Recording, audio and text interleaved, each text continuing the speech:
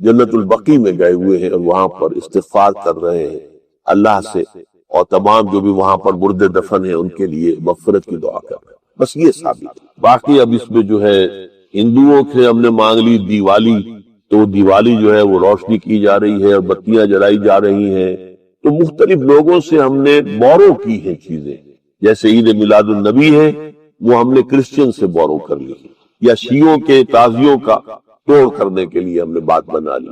اب اس میں جو ہے روشنیاں کی جا رہی ہیں، یہ دیوالی کا گویا کہ ہم نے توڑ فراہم کیا ہے یا اس کی نقل ہم کر رہے ہیں، یہ چیزیں نہیں۔ البتہ نماز رات کی عبادت تو ہر رات میں بہت اعلیٰ ہے۔ چلیے اگر اور دنوں میں نہیں ہوتا، اس رات کو آپ کو، کیونکہ حضور نے بھی استغفار کیا خاص طور پر جا کر جنت البقیع میں، تو اگر آپ بھی کریں، نماز پڑھیں اور استغفار کریں تو کیا ہے، بہت اچھی بات ہے، اس میں تو کوئی حرج کی بات ہے ہی نہیں۔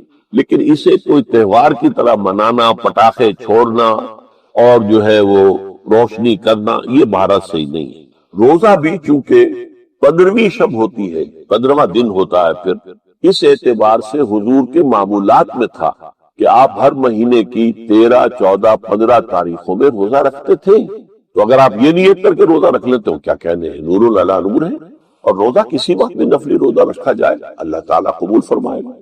توبۃ نصوحا عسى ربكم ان يكفر عنكم سيئاتكم ويدخلكم جنات تجري من تحتها الانهار يوم لا يخزي الله النبي والذين آمنوا معه نورهم يسعى بين أيديهم وبأيمانهم يقولون ربنا أتمم لنا نورنا واغفر لنا إنك على كل شيء قدير۔ وقال عز وجل كما ورد في سورة النور وَتُوبُوا إِلَى اللَّهِ جَمِيعًا أَيُّهَا الْمُؤْمِنُونَ لَعَلَّكُمْ تُفْلِحُونَ۔ وقال جل وعلا كما ورد في سورة الزمر قُلْ يَا عِبَادِيَ الَّذِينَ أَسْرَفُوا عَلَىٰ أَنفُسِهِمْ لَا تَقْنَطُوا مِن رَحْمَةِ اللَّهِ إِنَّ اللَّهَ يَغْفِرُ الذُّنُوبَ جَمِيعًا۔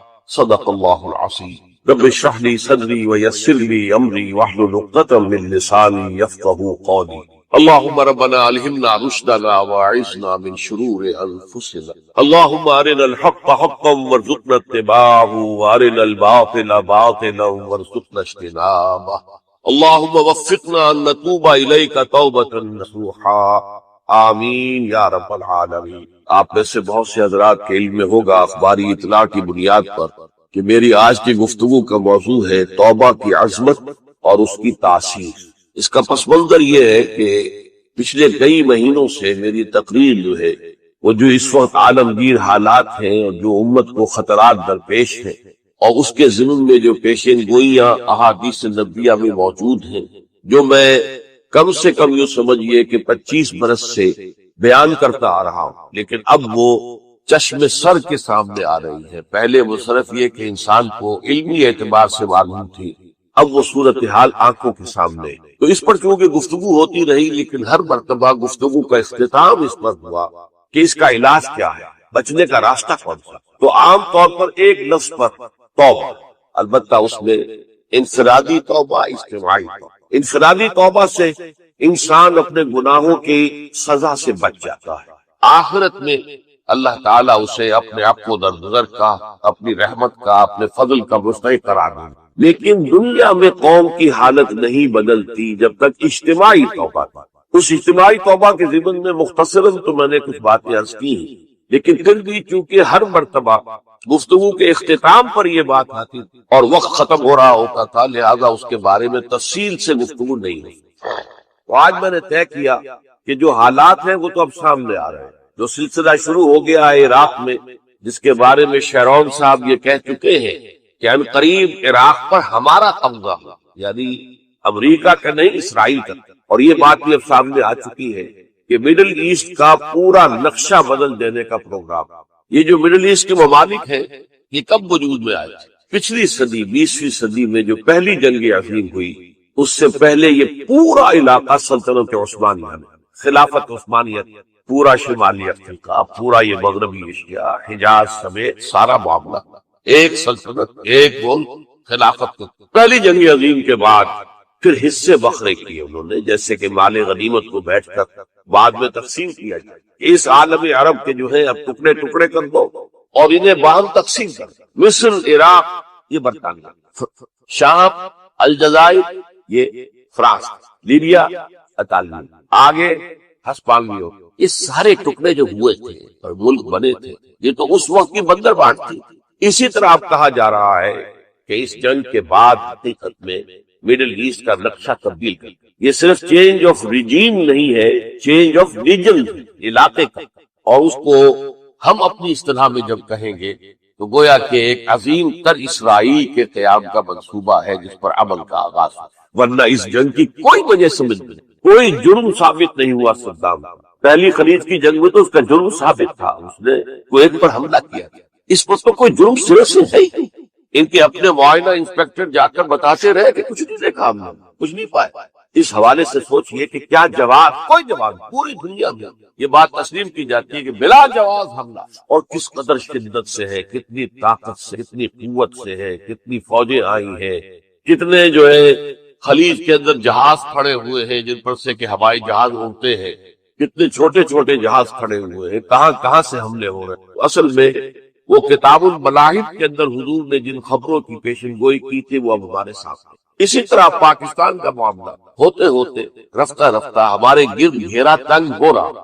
ہم پر ایک الزام تو وہ کہتے ہیں کہ آپ چاہے لاکھ دفعہ قسم کھا لیں ہم نہیں مانیں گے، شمالی کوریا کو ایٹمی صلاحیت جو ہے وہ آپ نے، ہمارے پاس ثبوت، اس کے بدلے میں ان سے میزائل ٹیکنالوجی آپ نے لی، ہمارے پاس ثبوت، اور آپ کشمیر میں کراس بارڈر انفلٹریشن اور ٹیررزم کو روک نہیں سکے، آپ نے نہیں روکا۔ اور یہ جو ہے فنڈامنٹلسٹ جو ہیں آپ کے ملک میں سر اٹھا رہے ہیں، 2 صوبوں میں ان کی حکومتیں بن گئی ہیں، اس سے تو اندیشہ ہے کہ کہیں ایٹمی صلاحیت جو ہے آپ کی وہ ان کے ہاتھ میں نہ چلی جائے، پھر تو وہ القاعدہ اور ٹیررسٹ کے حوالے پہنچ جائے۔ لہذا حالات جو ہے بہت دگرگوں ہیں، اور یہی وجہ ہے کہ اس کا عکس ہمیں نظر آتا ہے۔ بھارت کا جو طرز عمل ہے اس وقت، جس طرح تھریٹننگ انداز اس کا اس وقت ہے، اتنا اس سے پہلے کبھی نہیں۔ وہ کہتے ہیں کہ جو اصول امریکہ نے اختیار کیا ہے کہ جس ملک سے مستقبل میں کوئی اندیشہ ہے اس پر پہلے سے حملہ کرنے کا حق حاصل ہے، یہ نہیں کہ اس کا کوئی جرم ثابت ہو، ہمیں اندیشہ ہے لہذا ہمیں حملہ کرنے کا حق، تو اسی طرح پھر ہمیں بھی پاکستان کے اوپر حملہ کرنے کا حق۔ بہرحال میں ان میں اب زیادہ وقت صرف نہیں کرنا چاہتا، یہ چیزیں تو اب رائٹنگ آن دی وال کی حیثیت سے ہماری نگاہوں کے سامنے۔ آج میں چاہتا ہوں کہ اس توبہ کے موضوع پر کچھ عرض کروں، اور اس میں بھی ایک خاص بات جس کی طرف بھی میرا ذہن حال ہی میں منتقل، وہ آج میں یوں سمجھیے کہ اضافی طور پر آپ کے سامنے رکھا۔ دیکھیے توبہ کے بارے میں قرآن مجید میں بے شمار آیا ہے، اور توبہ جو ہے ہماری دینی تعلیمات کا ایک اہم ستون۔ میں نے ابھی صرف 3 مقامات سے آیات آپ کو سنائی۔ یا ایھا الذین آمنوا توبوا الی اللہ توبۃ نصوحا، اہل ایمان اللہ کی جناب میں توبہ کرو خلوص کے ساتھ، اخلاص کے ساتھ۔ توبۃ النصوح، زبانی کلامی نہیں، توبہ کی تسبیح نہیں، بالفعل۔ عسیٰ ربکم ان یکفر عنکم، امید ہے تمہارا رب تمہاری برائیوں کو تم سے دور کر۔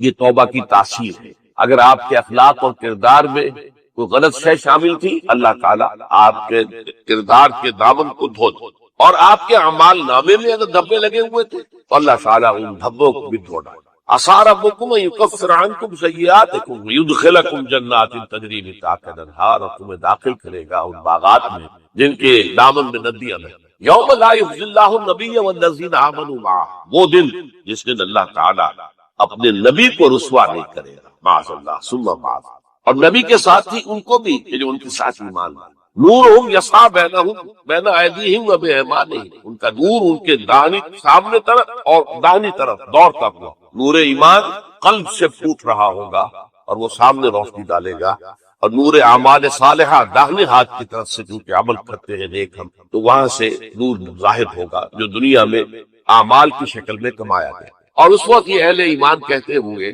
یقولون ربنا اتمم لنا نورنا واغفر، اے اللہ ہمارے نور کو کامل فرما۔ پھر اس پر جم جائے، ان پر فرشتوں کا نزول ہوتا ہے، نہ کوئی غم کرو نہ خوف، خوشیاں مناؤ جنت کی جس کا تم سے وعدہ کیا گیا تھا۔ اللہ کی ربوبیت پر اطمینان جب انسان کو ہو جاتا، میرا رب اللہ ہے، ربی اللہ، انسان کے لیے نہ کوئی کھٹکا، نہ کوئی خطرہ، نہ کوئی خوف، نہ کوئی حزن۔ جو کچھ ہو رہا ہے کس کے اذن سے ہو رہا ہے؟ اللہ کے اذن سے۔ اللہ کے اذن کے بغیر پتہ تک نہیں ہلتا۔ یہ کوئی اندھا بہرا مادہ نہیں ہے جس سے مجھے کوئی خوف ہو۔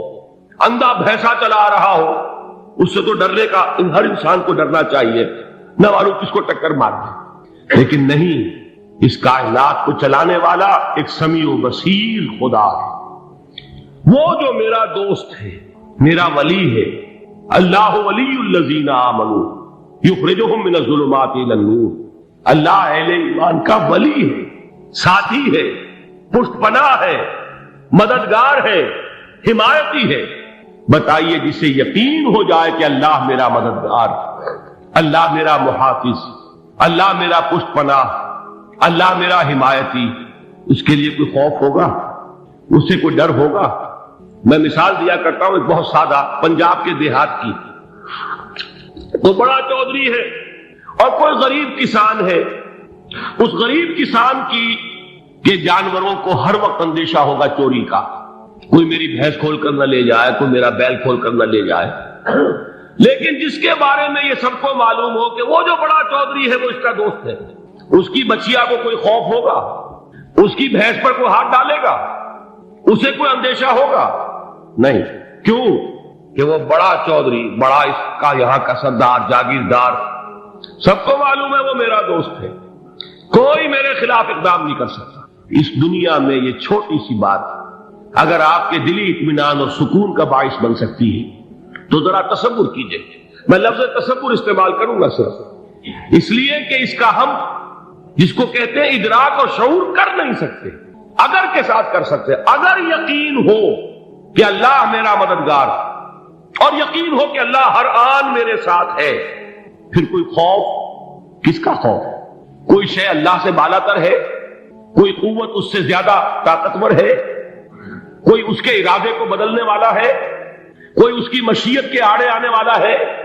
یہی بات ہے جو حضور نے فرمائی۔ یہ ایمان کا حاصل ہے لب لباب، کہ دیکھو اچھی طرح اس بات کو ذہن نشین کر لو، اگر تمام انسان مل کر تمہیں کوئی نقصان پہنچانا چاہے نہیں پہنچا سکتے مگر جو کچھ اللہ نے لکھ دیا ہو، اور تمام انسان مل کر تمہیں کوئی نفع پہنچانا چاہے نہیں پہنچا سکتے مگر وہ شے جو اللہ نے طے کر دی۔ آپ پھر میں کہوں گا ذرا تعریف کیجئے، اسے فرض کیجئے، اسے سوچئے، اگر اس حدیث پر ہمارا دل ٹھکا ہوا ہو تو کسی سے ڈر ہوگا؟ یہ مجھے نقصان نہ پہنچا دے، یہ میری رپورٹ خراب نہ کر دے، یہ میری انکریمنٹ نہ رکوا دے، یہ میرا یہ نہ بگاڑ دے، یہ میرے یہ نقصان نہ پہنچا دے۔ اس کا ڈر، اس کا ڈر، اس کا خوف، اس کی خوشامد، اس کے لیے جا کر طرح طرح سے اپنی عزت نفس کو ذلیل کروانا اس کے سامنے، یہ سب کچھ کیوں کرتا ہے انسان؟ جب سمجھتا ہے کہ اس کے ہاتھ میں میرا کوئی نفع ہے، اس کے ہاتھ میں میرے لیے کوئی ضرر ہے، یہ مجھے کوئی غضب پہنچا سکتا ہے، یہ مجھے کوئی نقصان پہنچا سکتا ہے، یہ میرا کوئی کام بنا سکتا ہے، یہ میری کوئی ضرورت پوری کر سکتا ہے، اسی کا نام شرک ہے۔ جہاں آپ نے یہ سمجھا کہ غیر اللہ کے اندر کوئی طاقت موجود ہے وہی شرک ہے۔ بتوں سے تجھ کو امیدیں، خدا سے نو امیدی، مجھے بتا تو صحیح اور کافری کیا ہے؟ شرک تو یہ ہے جس پر بھی تمہیں یہ خیال ہے، کلمہ ہے یہ کلمہ سوم، لا حول ولا قوت الا باللہ، ذرا اس پر دل کو کبھی اگر آپ تصور کریں، پھر فرض کریں، دل ٹھک جائے اس پر، کوئی طاقت نہیں۔ یہی بات تھی جو شیخ عبد القادر جیلانی رحمۃ اللہ علیہ نے اپنی وصیت میں اپنے بچے سے کہی۔ 11ویں دینے والے ہیں لیکن حضرت شیخ عبد القادر جیلانی کی وصیت اور تعلیمات کو کتنے لوگ ہیں جانتے ہیں؟ یہ جن مقامات تک پہنچے ہیں وہ کس چیز کی بدولت پہنچے؟ انہوں نے جو پیغام دیا وہ کیا تھا؟ اے میرے بچے، جس طریقے سے قرآن مجید میں حضرت لقمان کی نصیحتیں جو ہے نقل کر دی گئی ہیں، میں یہ عرض کروں گا بالفرض اگر قرآن حضرت عبد القادر جیلانی کے بعد نازل ہوا ہوتا تو شیخ عبد القادر کی یہ نصیحتیں بھی قرآن میں درج ہوتی۔ اتنی اونچی نصیحتیں ہیں۔ اے میرے بچے، اس حقیقت کو ذہن نشین کر لے، لا فاعل فی الحقیقت ولا مؤثر الا اللہ، اس کائنات میں نہ کوئی فاعل حقیقی ہے نہ مؤثر حقیقی ہے سوائے اللہ۔ کسی شے میں کوئی تاثیر نہیں اگر اللہ نہ چاہے، آگ جلا نہیں سکتی اگر اللہ نہ چاہے، پانی ڈبو نہیں سکتا اگر اللہ نہ چاہے، زہر ہلاک نہیں کر سکتا اگر اللہ نہ چاہے، کوئی چیز فائدہ نہیں پہنچا سکتی اگر اللہ نہ چاہے. تو در در پہ کیوں سر جھکاتے ہو؟ در در پر کیوں جبیں سائی کرتے ہو؟ سب کے سامنے کیوں ہاتھ پھیلاتے ہو؟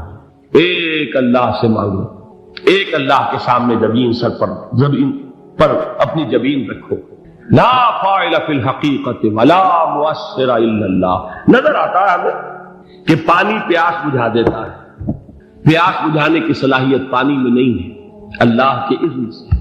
کھانا بھوک مٹا دیتا ہے، بھوک مٹانے کی صلاحیت کھانے میں نہیں ہے، اذن رب میں. دیکھیے یہی یقین تھا. حضرت موسیٰ علیہ السلام کا واقعہ یاد کیجئے.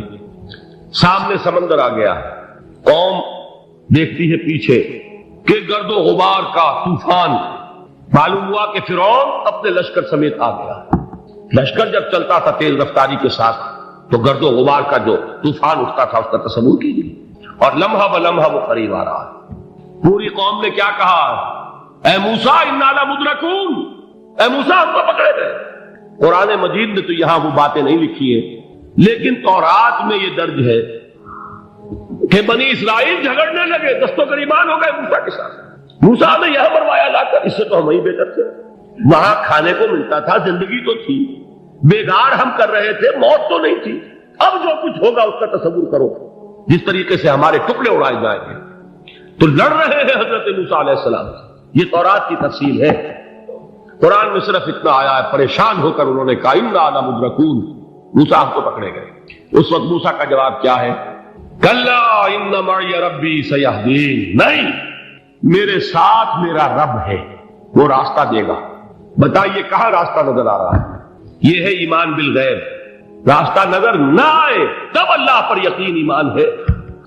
جیب میں پیسے ہوں اور تب دل کو اطمینان ہے تو ایمان کس پر ہوا؟ پیسے پر، اللہ پر نہیں. جب وسائل و ذرائع نہ ہو اور پھر یقین ہو کہ اللہ مسبب الاسباب ہے، وہ اسباب کا پابند نہیں ہے، وہ اسباب کا محتاج نہیں ہے، اسباب اس کے محتاج ہے. اگر یہ یقین ہے تو اللہ پر ایمان ہے. یہ نہیں ہے تو تمہارا ایمان اسباب پر ہے، وسائل پر ہے، ذرائع پر ہے، مادیات پر ہے، اللہ پر نہیں. اس وقت کہاں راستہ تھا؟ کوئی راستہ تھا؟ سمندر ہے اور ادھر سے لشکر آ گیا ہے. کلا ان معی ربی سیہدین. اب دیکھیے ایمان کہہ دینا آسان ہے، ہوا معکم اینما کنتم، جہاں کہیں بھی تم ہوتے ہو اللہ تمہارے ساتھ ہوتا ہے. لیکن اس کا یقین قائم ہو جائے تو زمین و آسمان کا فرق واقع ہو جائے. یہی بات ہوئی حضور کے ساتھ.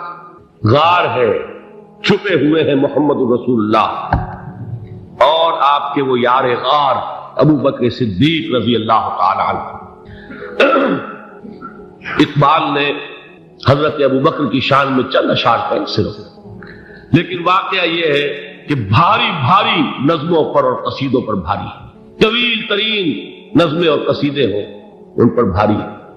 ہمتیں ابو بکر کی ہمت جو ہے، کشت ملت را جو اب جیسے بارش سے کھیتی اپجتی ہے، ابو بکر کی ہمت اور عظیمت اس امت کو اسی طرح سینچنے والی ہے.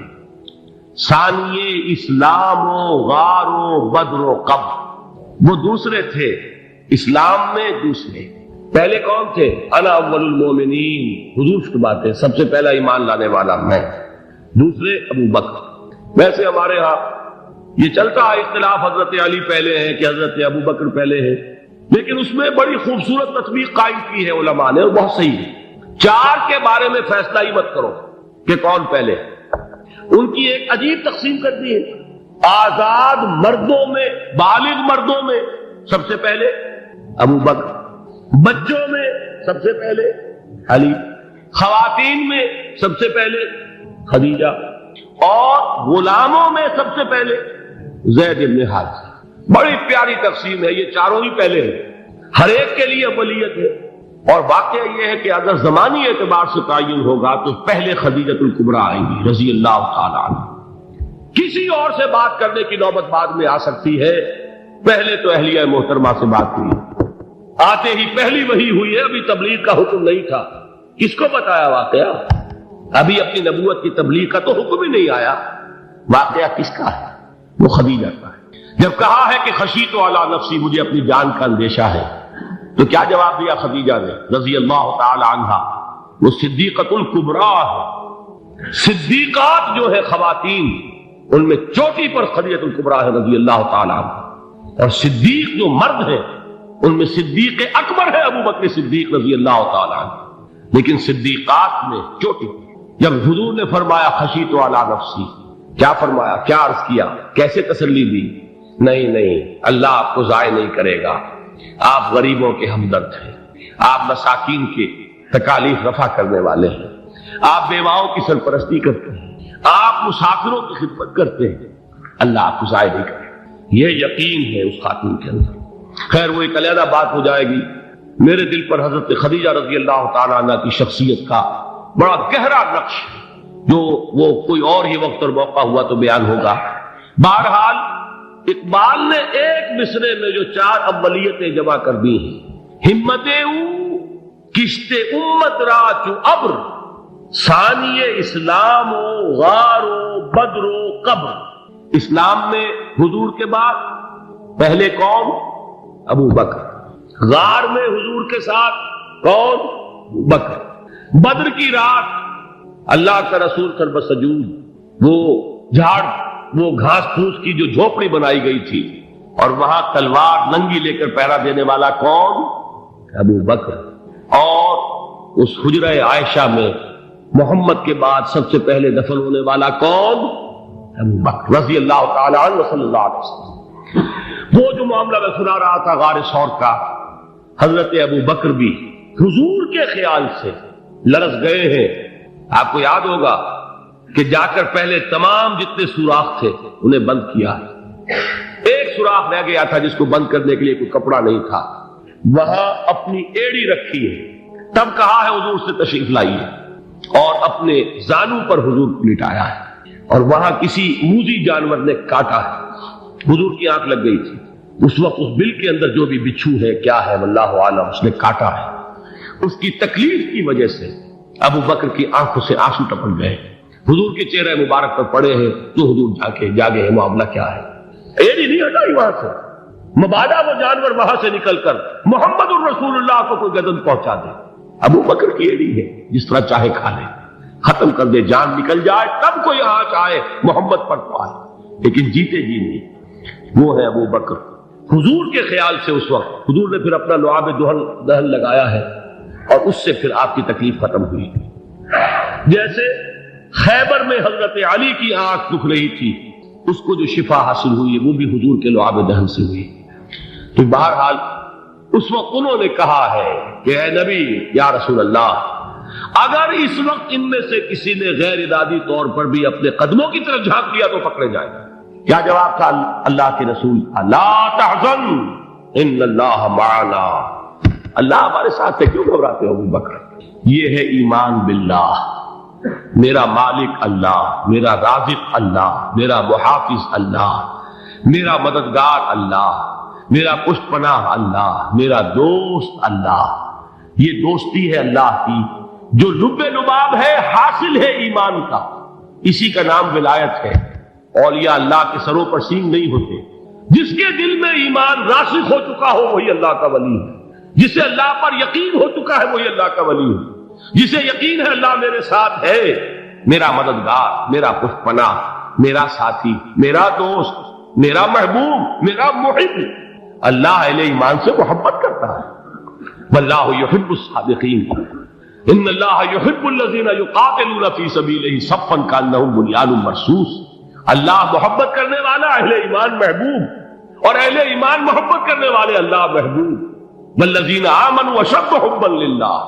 آپ تصور کیجئے جسے یہ رشتہ ایمان یا رشتہ ولایت حاصل ہو جائے، الا ان اولیاء اللہ لا خوف علیہم ولا هم یحزنون۔ بنی آدم وحملناهم في البر والبحر ورزقناهم من الطیبات وفضلناهم على كثير ممن خلقنا تفضیلا۔ تو تخلیق میں سب سے اونچی تخلیق انسان کی، علموں میں سب سے اونچا علم قرآن کا، اللہ کے ناموں میں سب سے اونچا نام رحمان۔ تقاضے پورے کرو۔ تقاضے کیا ہے؟ ایمان ہے تو عمل درست ہونا چاہیے، ایمان ہے تو جہاد ہونا چاہیے، ایمان ہے تو جان اور مال کھپانی چاہیے۔ تو جو ایمان دوسرے لوگ جس طرح لائے ہیں، حمزہ بھی تو ایمان لائے ہیں، آخر ان کا راستہ تمہیں نظر نہیں آ رہا؟ ابو بکر ایمان لائے ہیں، ان کی طرح ایمان لاؤ۔ تو انہوں نے کیا کہا، انؤمن کما آمن السفہا، کیا ہم اس طرح ایمان لائیں جیسے یہ بے وقوف لائے؟ سفیہ کا لفظ تو سبھی جانتے ہیں، یہ سفہا کسے کہہ رہے ہیں؟ آپ نے پڑھا تو بہت مرتبہ ہوگا ان آیات کو، کبھی سوچا کس کو کہہ رہے ہیں؟ وہ ابو بکر کو کہہ رہے ہیں، وہ حمزہ کو کہہ رہے ہیں، وہ عمر کو کہہ رہے ہیں۔ ان کی تو مت ماری گئی، غر ہؤلاء دینہم، انہیں تو کوئی ہوش ہی نہیں۔ 2 مرتبہ حضرت ابو بکر نے وہ کام کیا ہے کہ ہر ورلڈلی وائز انسان یہ کہے گا کہ حماقت کی ہے، جس کے سامنے دنیا ہے۔ جب ہجرت کے لیے حضور تشریف لے جا رہے تھے، 40,000 درہم کا سرمایہ تھا، جبکہ حضرت ابو بکر ایمان لائے، مکے کے چوٹی کے تاجروں میں سے تھے، جو ملک التجار کہلاتے، لیکن اب وہ روپیہ کہاں خرچ ہوا؟ بلال کو خریدا، روپیہ دے کے خریدا یا ویسے ہی خرید لیا؟ آزاد کر دیا۔ ابو فقی کو خریدا، آزاد کر دیا۔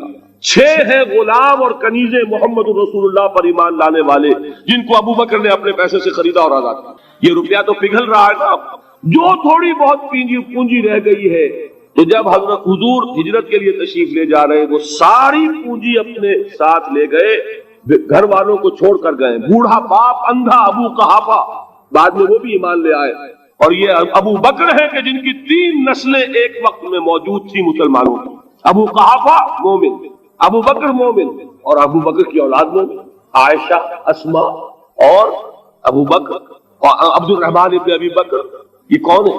تو 3 نسلیں جس کی بیک وقت رہی ہیں ایمان میں، وہ شاذ لوگ ہیں، ان میں ابو بکر۔ لیکن یہ کہ اس وقت تک ابو قحافہ ایمان نہیں لائے تھے، والد نابینا تھے، تو والد ہے، بیٹیاں ہیں، حضرت عائشہ، حضرت اسما حضرت رضی اللہ تعالیٰ عنہما، بیوی ہے، کچھ نہیں چھوڑ کے گئے، ایک پیسہ۔ جب باپ کو معلوم ہوا بیٹا چلا گیا محمد کے ساتھ صلی اللہ علیہ وسلم، سخت غصے میں ہے، پیچو تاب میں ہے، اب ہمارا کون والی وارث ہوگا؟ کون ہے ہماری خبر گیری کرنے والا؟ بیٹیوں سے پوتیوں سے اپنے پوچھتے کچھ چھوڑ کے بھی گیا کہ نہیں؟ وہ کہا ہاں ابا جان۔ کیا کیا انہوں نے؟ کبھی پڑھے ہیں واقعات؟ کچھ کنکر روڑے لیے، ایک کپڑے میں پوٹلی بنائی اور اندھے دادا کا ہاتھ اوپر پھروایا، دیکھیے دادا جان یہ چھوڑ گئے ہیں، یہ مال ہے، یہ سونے اور چاندی کے سکے ہیں، ابا جان ہمیں ایسے نہیں چھوڑ کر گئے۔ واقعہ کیا ہے کہ ایک پیسہ نہیں چھوڑا ابو بکر نے گھر والوں کے لیے، سب کچھ لے گئے کہ کیا پتہ محمد کے ساتھ جا رہا ہوں، کس وقت کیا ضرورت پیش آ جائے صلی اللہ علیہ وسلم۔ تو یہ کوئی عقل مندی کی بات ہے؟ اپنے غریبانوں میں جھانکی، آپ یہ عقل مندی کریں گے؟ کہیں چاہے نہ، یہ بات دوسری ہے، لیکن یہ کہ اس کو کون ہم میں سے عقل مندی کہے گا؟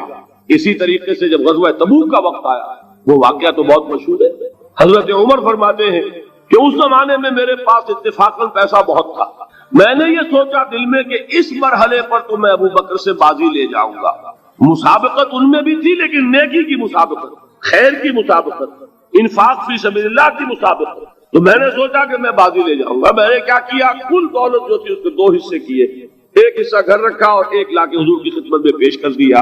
حضور نے پوچھا کہ عمر گھر والوں کے لیے کچھ چھوڑا؟ کہ جی ہاں، نصف کیا میں نے، نصف اللہ کی راہ میں حاضر ہے، نصف چھوڑا ہے، ٹھیک ہے۔ اب وہ آئے ابو بکر، پوچھا حضور نے ابو بکر گھر والوں کے لیے کچھ چھوڑا؟ کہ نہیں، صدیق کے لیے ہے خدا کا رسول، بس گھر میں اللہ اور اس کے رسول کے نام کے سوا کچھ نہیں تھے۔ یہی ہے نا، پروانے کو چراغ ہے، بلبل کو پھول، بس، اور صدیق کے لیے ہے خدا کا رسول، بس، مجھے گھر والوں کے لیے کچھ نہیں چاہیے۔ یہ کام جو ہے، تو یہ جن کا ہم اس وقت ذکر پڑھ رہے ہیں منافقین، ان کے نزدیک حماقت تھی یا عقل مندی تھی؟ یہ سمجھداری تھی یا بے وقوفی تھی؟ وہ ہے جو بات کہہ رہے ہیں کہ جب ان سے کہا جاتا ہے ایمان لاؤ بھلے لوگوں کی طرح جیسے دوسرے لوگ ایمان لائے ہیں، تو کیا کہتے ہیں؟ انؤمن کما آمن السفہاء الا انہم ہم السفہاء ولکن لا یعلمون۔ آگاہ ہو جاؤ، اصل احمق یہ ہے، اصل بے وقوف یہ ہے، انہیں نہیں پتا کہ حقیقت کیا ہے، نفع کیا ہے، نقصان کیا ہے۔ وہ جو بات میں نے سورۃ العصر میں بیان کی تھی، والعصر ان الانسان لفی خسر الا الذین آمنوا وعملوا الصالحات وتواصوا بالحق وتواصوا بالصبر۔ جس کے ذہن اور قلب پر یہ صورت کندہ ہو جائے گی، اس کے نزدیک عقل مندی یہ ہے کہ سب کچھ اللہ کی راہ میں لگا دو۔ جس کے دل میں یہ بات بیٹھی نہیں، اس کے لیے عقل مندی یہ ہے کہ بچا بچا کر رکھو، چھپا چھپا کر رکھو، سنبھال سنبھال کر رکھو۔ عقل مندی کا اس میں تقاضا کچھ اور، اس میں تقاضا کچھ اور۔ لیکن یہاں بھی فرمایا ولکن لا یعلمون، انہیں ابھی علم نہیں ہے اس کا۔ اس سے پہلی آیت میں بھی فرمایا ولکن لا یشعرون، انہیں شعور نہیں ہے۔ دیکھیے میں آپ کو بتا رہا تھا، یہ وہ غیر شعوری نفاق ہے، یہ بڑھتا چلا جا رہا ہے۔ پہلے جھوٹا بہانہ تھا، پھر جھوٹی قسمیں ہوئی، پھر دشمنی ہو گئی صادق الایمان، جو جان اور مال لگا رہے ہیں، نچھاور کر رہے ہیں پروانہ وار، اللہ پر، اللہ کے دین کے اوپر نثار کر رہے ہیں اپنے آپ کو، ان سے عداوت، ان سے دشمنی، ان کا بغض، یہ تھرڈ سٹیج تک پہنچ گئے۔ اب بھی وہ اپنے آپ کو منافق نہیں سمجھتے۔